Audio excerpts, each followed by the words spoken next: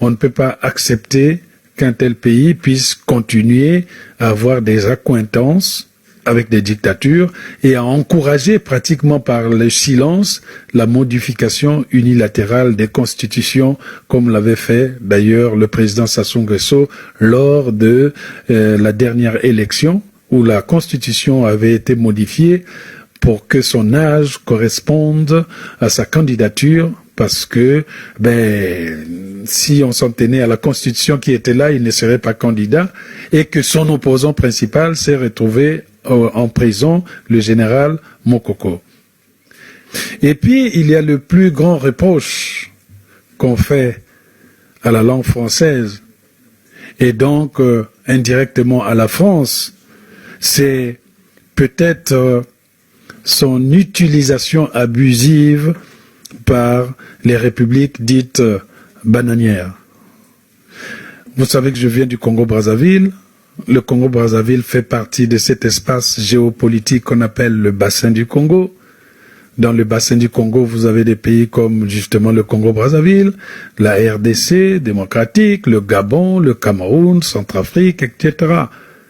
Nous sommes caractérisés ou nous sommes gratifiés d'avoir une forêt dense, riche. Nous sommes gratifiés d'avoir beaucoup de matières premières. Nous sommes caractérisés comme étant des pays pauvres, mais en réalité, nous sommes des pays très riches. Nous sommes surtout, le Congo, le bassin du Congo, caractérisé par le fait que cet espace devient le dernier bastion des dictateurs qui sont au pouvoir depuis plus de 3 décennies. Pour certains, ça approche 4 décennies.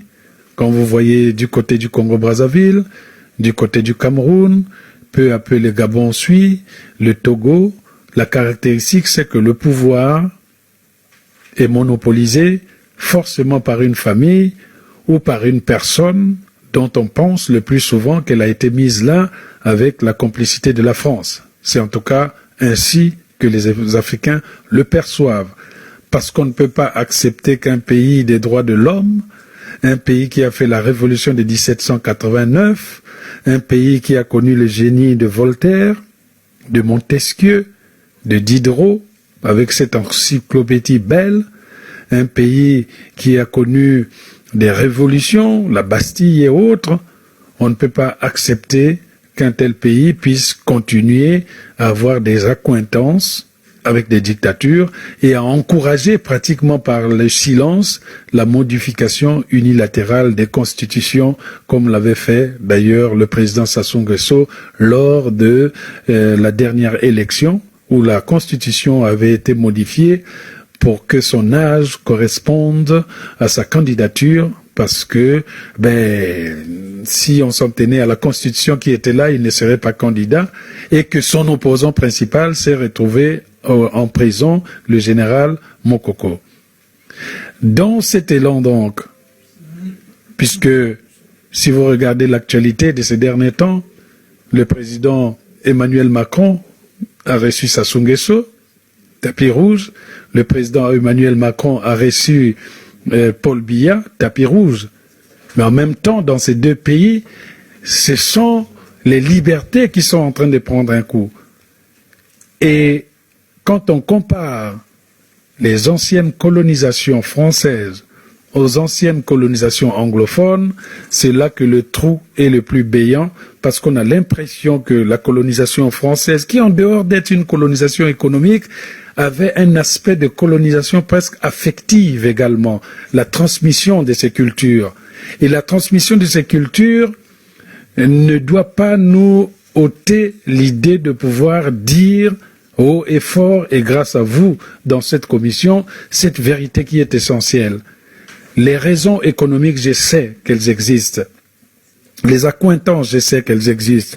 Mais à un certain moment, il faut penser à cette jeunesse africaine dont l'espoir n'est plus là, les rêves ont été décapités, ils ne vont plus à l'école, l'économie a été mise par terre, la plupart de ces pays subissent des programmes d'ajustement structurel du Fonds monétaire international.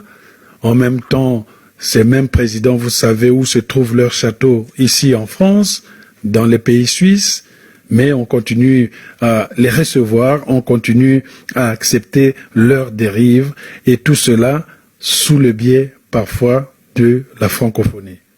C'est pour cela que mon grand désaccord avec la francophonie, c'est que la francophonie institutionnelle n'a jamais montré du doigt ces dictatures.